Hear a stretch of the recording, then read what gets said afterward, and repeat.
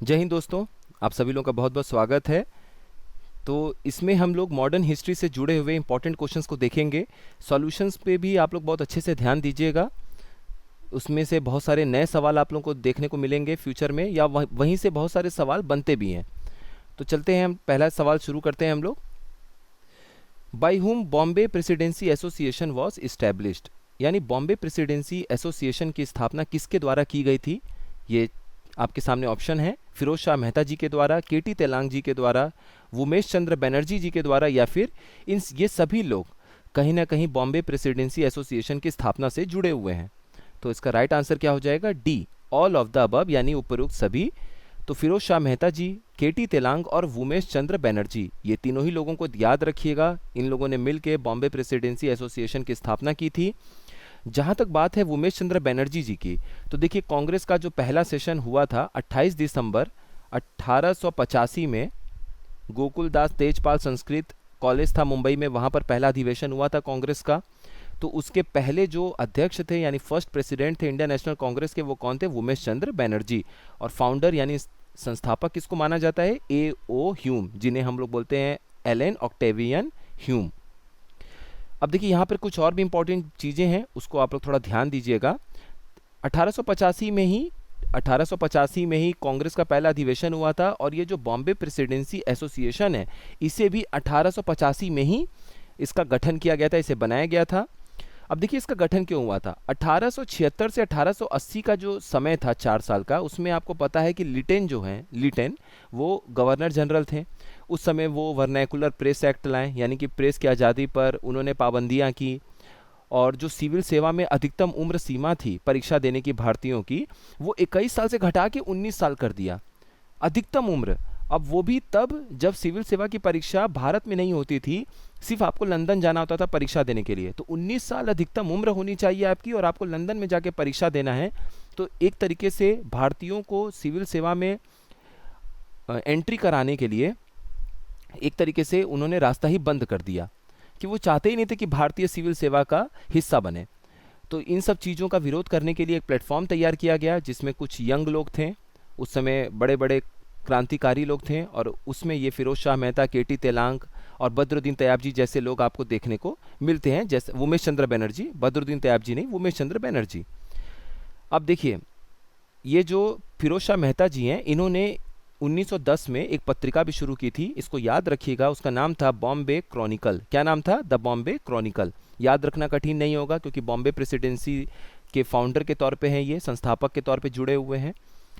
अब यहाँ पर एक चीज़ और आपको याद रखना है, रहमतुल्लाह एम सयानी दूसरे मुस्लिम प्रेसिडेंट थे इंडियन नेशनल कांग्रेस के, बद्रुद्दीन तैयब जी के बाद। बद्रुद्दीन तैयब जी की अगर आप लोग बात करेंगे, तो बद्रुद्दीन तैयब जी पहले मुस्लिम प्रेसिडेंट थे इंडियन नेशनल कांग्रेस के। तीसरा जो अधिवेशन हुआ था कांग्रेस का 1887 में मद्रास में, उसमें बद्रुद्दीन तैयब जी जो हैं वो अध्यक्ष बने थे, और पहले मुस्लिम भी थे जो अध्यक्ष बने थे इंडियन नेशनल कांग्रेस के। उसके बाद 1896 का एक समय आया, 1896 में, जब दूसरे मुस्लिम अध्यक्ष बनते हैं रहमतुल्लाह एम सयानी। इसी अधिवेशन में पहली बार वंदे मातरम को गाया गया, और किसने गाया था, रविंद्रनाथ टैगोर जी ने गाया था। इस गीत को किसने लिखा था, बंकिम चंद्र चटर्जी जी ने।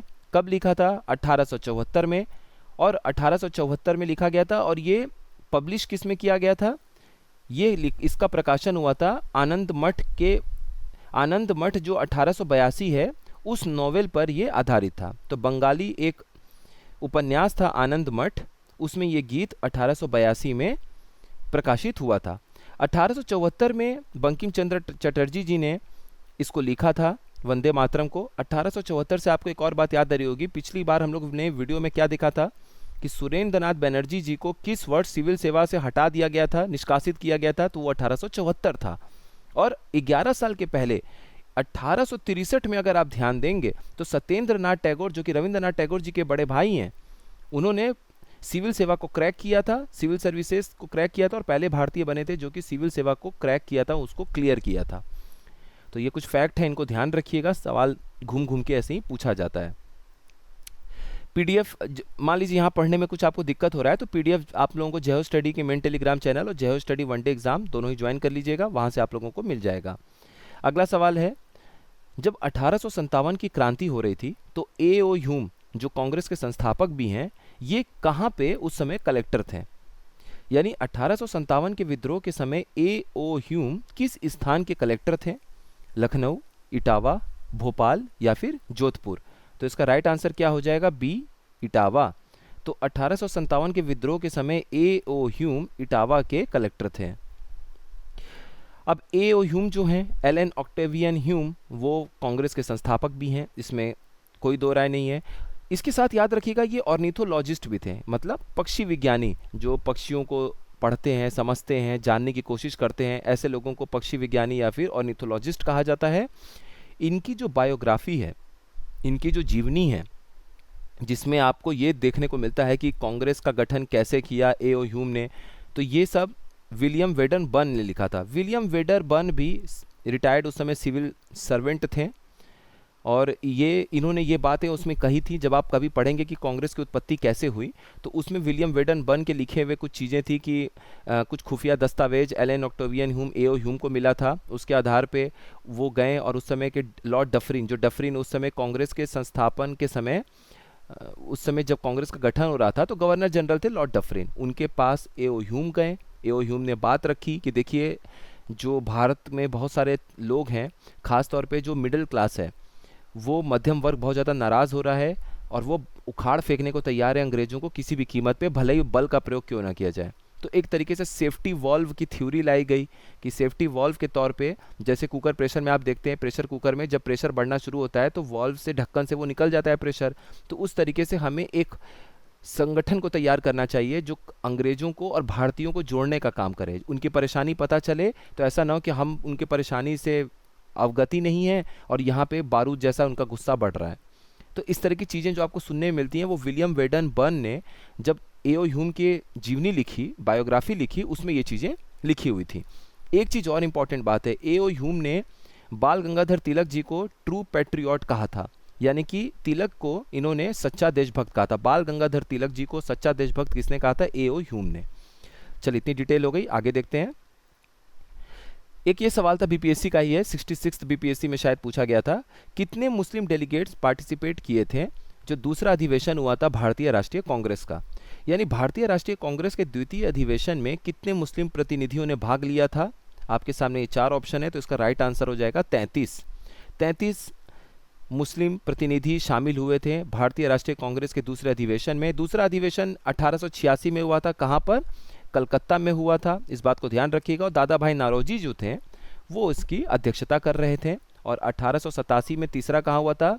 मद्रास में हुआ था, जिसको बदरुद्दीन तैयब जी उसकी अध्यक्षता कर रहे थे और पहले मुस्लिम प्रेसिडेंट बने थे इंडियन नेशनल कांग्रेस के, पहले मुस्लिम अध्यक्ष बने थे भारतीय राष्ट्रीय कांग्रेस के। और चौथा जो अधिवेशन हुआ था 1888 में, वो उसकी अध्यक्षता जॉर्ज यूल ने की थी। जॉर्ज यूल पहले यूरोपियन बने थे जो भारतीय राष्ट्रीय कांग्रेस के उस समय अध्यक्ष बने थे, और ये इलाहाबाद में हुआ था, जिसे हम प्रयागराज जानते हैं, तो इलाहाबाद में इसका अधिवेशन हुआ था। चलिए, इतना चीज़ हम लोग जान लिए, आगे बढ़ते हैं। ये जो प्रोसेस था कांग्रेस के विभाजन का 20वीं सदी के शुरुआत में, ये किन मुद्दों पर था? आपके सामने यही सवाल है। 20वीं शताब्दी के प्रारंभिक वर्षों में कांग्रेस में विभाजन की प्रक्रिया प्रारंभ हुई किन मुद्दों पर? क्या कांग्रेस आंदोलन की रणनीतियों की वजह से, मतलब स्ट्रेटजीज जो थी कांग्रेस मूवमेंट उसको लेके? कांग्रेस आंदोलन के उद्देश्यों की वजह से, मतलब जो ऑब्जेक्टिव्स था कांग्रेस के आंदोलन का उसको लेके?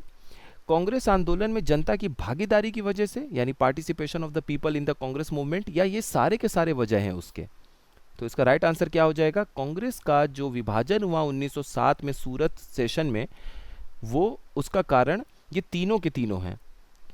कैसे रणनीति हो कांग्रेस के आगे के आंदोलन का, क्या हमारा मकसद होना चाहिए, कैसे कैसे लोग शामिल होना चाहिए, इन्हीं सब चीज़ों के ऊपर नरम दल और गरम दल, यानी कि मॉडरेट्स और एक्सट्रीमिस्ट के बीच में मतभेद शुरू हुआ, और मतभेद मनभेद में बदल गया, और उसके बाद विभाजन हमें देखने को मिला कहाँ पर? सूरत का जो सत्र होता है कांग्रेस का 1907 में, जिसे राज बिहारी घोष चेयर कर रहे थे, उसकी अध्यक्षता कर रहे थे।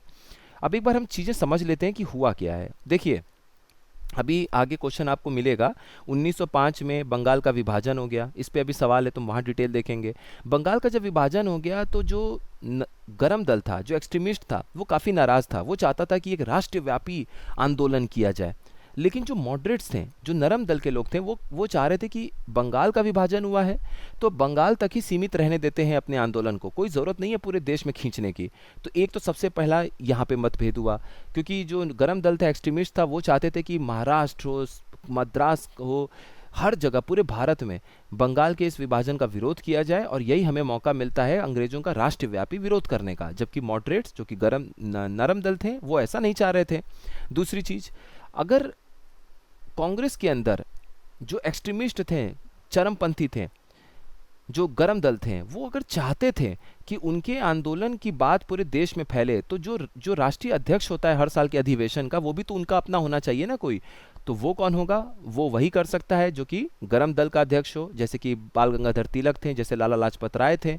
तो ये लोग चाहते थे कि बाल गंगाधर तिलक या लाला लाजपत राय में से कोई एक अध्यक्ष बने 1905 के बाद कोई अधिवेशन हो रहा है तो।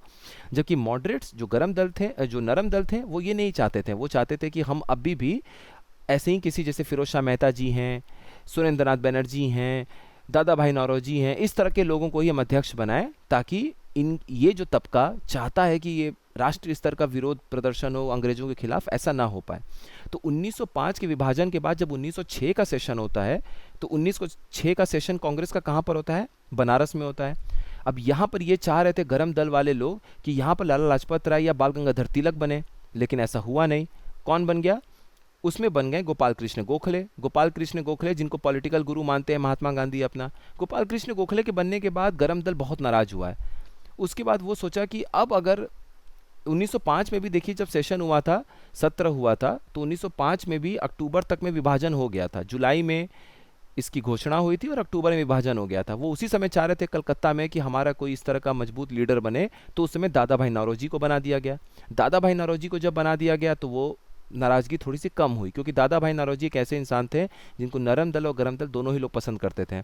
उसके बाद 1906 में जब उनकी उम्मीद थी, फिर टूटी, लाला लाजपत राय को अध्यक्ष बनाने की या फिर बाल गंगाधर तिलक को, क्योंकि बन गए कौन? गोपाल कृष्ण गोखले बनारस के सत्र में। 1907 में जब सूरत में हुआ, फिर ये यहाँ पे नाराज़गी हुई, क्योंकि नागपुर में सत्र कराना चाह रहे थे गरम दल के लोग, जो एक्सट्रीमिस्ट वर्ग थे, सेक्शन था कांग्रेस के अंदर, और सूरत में कराना चाह रहे थे मॉडरेट्स लोग, जो कि नरम दल के थे। तो हुआ क्या? सूरत में हुआ, राज बिहारी घोष उसकी अध्यक्षता कर रहे थे, जबकि यहाँ पर वो चाहते थे कि अब लाला लाजपत राय या बाल गंगाधर तिलक कम से कम यहाँ पर बैठे होने चाहिए, बट ऐसा हुआ नहीं। और फिर उसके बाद सूरत का विभाजन आपको देखने को मिला। कौन से राजा अपना बहुत ही महत्वपूर्ण योगदान उन्होंने दिया भारतीय राष्ट्रीय कांग्रेस का चौथा सेशन होने के लिए इलाहाबाद में 1888 में? मतलब भारतीय राष्ट्रीय कांग्रेस का जब जो चौथा सेशन होना था, सत्र होना था 1888 में इलाहाबाद में, तो बहुत सारे लोग थे जिन्होंने अंग्रेजों की तरफ से ये कोशिश की कि उनको ज़मीन ही न दिया जाए जहाँ पर वो अधिवेशन कर पाएँ। तो इस तरीके से अधिवेशन हो ही ना पाए। तब उस समय जो इसके सही आंसर हो जाएगा राजा ऑफ दरभंगा। तब जो दरभंगा के राजा थे, उन्होंने वहाँ पे इलाहाबाद के पास एक ज़मीन खरीदी, और वो सिर्फ ज़मीन खरीदने का उनका मकसद ये था कि कांग्रेस का जो अधिवेशन है वो वहीं पे होना चाहिए, इलाहाबाद में होना चाहिए। तो ये बहुत बड़ा योगदान दरभंगा के राजा ने दिया। ये सवाल बीपीएससी में पूछा गया, इसको आप लोग ध्यान रखिएगा, ये पूछा जा सकता है क्योंकि अपने यूपी से भी रिलेटेड है ये। ठीक है, तो यही था कि किस राजा ने 1888 में भारतीय राष्ट्रीय कांग्रेस के चौथे अधिवेशन को इलाहाबाद से आयोजित करने में बहुत मूल्यवान सहायता प्रदान की? तो इसका आंसर क्या है? दरभंगा के राजा ने यह मूल्यवान सहायता प्रदान की, जमीन खरीद के ही बोला कि आप करिए आयोजन, हम देखते हैं कौन रोकता है आपको। और चौथे सत्र के अध्यक्ष कौन थे? जॉर्ज यूले या जॉर्ज यूल, जो पहले गैर भारतीय यानी कि फर्स्ट नॉन इंडियन या फिर यूरोपीय, ये राष्ट्रपति नहीं, ये राष्ट्रीय अध्यक्ष, कांग्रेस के अध्यक्ष थे। चलिए अगला सवाल देखते हैं। देखिए, बंगाल का विभाजन जो है वो कब घोषित किया गया? ये चार ऑप्शन है आपके सामने। बंगाल विभाजन की घोषणा कब की गई थी? इसमें राइट आंसर क्या है इसका? घोषणा करने की बात की गई है, बंगाल का विभाजन कब हुआ ये नहीं पूछा गया है। तो घोषणा की गई है 19 जुलाई 1905 को। दो डेट है, दोनों अच्छे से याद रखिए। 19 जुलाई 1905 को कर्जन, उस समय के जो गवर्नर जनरल थे, उन्होंने इस बात की घोषणा की कि बंगाल का विभाजन अब हम करने जा रहे हैं। तो पूरब साइड को इस तरीके से विभाजित किया कि जो मुस्लिम नवाब थे वो वहाँ पे उनके हाथ में कंट्रोल रहे और मुस्लिम जो हैं वो वहाँ मेजॉरिटी में आ जाएं, बहुसंख्यक हो जाएं। और जो पश्चिमी हिस्सा है जिसमें बिहार, उड़ीसा और बंगाल का बाकी हिस्सा था, उसमें हिंदू बहुसंख्यक हो जाएं और मुस्लिम अल्पसंख्यक हो जाएं। तो एक तरीके से धार्मिक आधार पे बांटने के लिए एक ज़बरदस्त प्लान बनाया गया बंगाल को, क्योंकि वो बहुत ज़्यादा एक केंद्र बन रहा था क्रांतिकारियों का। तो 19 जुलाई को करजन अनाउंस करते हैं, घोषणा करते हैं कि बंगाल जो है उसका विभाजन हम करने जा रहे हैं।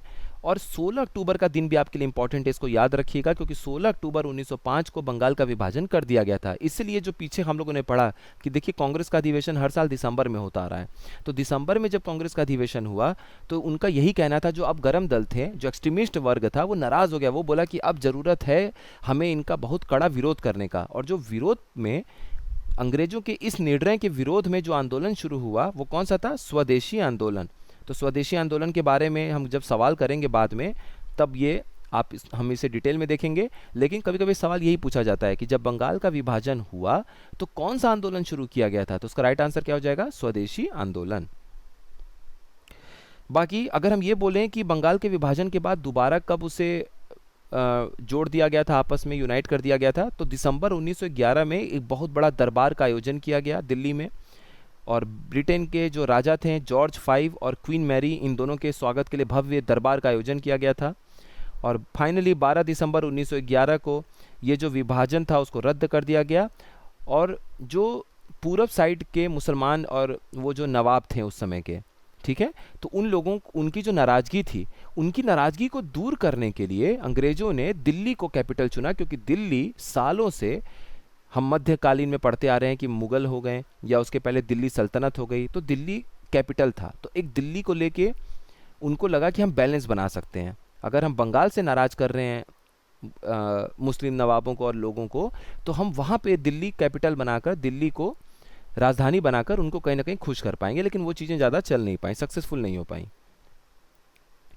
स्वदेश बांधव समिति का फाउंडर कौन है? यानी स्वदेश बांधव समिति के संस्थापक कौन थे? अश्वनी कुमार दत्त, पीबी दास, प्रफुल्ल चक्की या वीडी सावरकर, वीर सावरकर। तो इसका जो सही आंसर है वो है अश्वनी कुमार दत्त। तो अश्वनी कुमार दत्त जो हैं वो स्वदेश बांधव समिति के संस्थापक थे। देखिए, जब बंगाल का विभाजन हो गया था 1905 में, उसके बाद स्वदेशी आंदोलन के समय में इन्होंने बढ़ चढ़ के हिस्सा लिया। और इन्होंने बोला कि 1905 में स्वदेशी आंदोलन के दौरान स्वदेशी उत्पादों की खपत, यानी कि जो अपने देश में खुद बन रहा है, कपड़े बन रहे हैं, सामान बन रहे हैं, अचार बन रहे हैं, खाने पीने की चीज़ें बन रही हैं, तो लोगों से बोला कि आप क्यों अंग्रेज़ों का विरोध करके अंग्रेजी कंपनी जो बाहर से सामान आ रहा है उसको खरीद रहे हैं? अपने ही देश का चीज़ खरीदिए, अपने ही देश की इंडस्ट्री को बढ़ावा दीजिए, अपने देश के स्कूलों को बढ़ावा दीजिए। तो विदेशी वस्तुओं के बहिष्कार और स्वदेशी उत्पादों की खपत को बढ़ाने के लिए अश्वनी कुमार दत्त जी ने स्वदेश बांधव समिति की नींव रखी थी। तो यहाँ पर अपना मॉडर्न हिस्ट्री का ये सारा सवाल कंप्लीट होता है।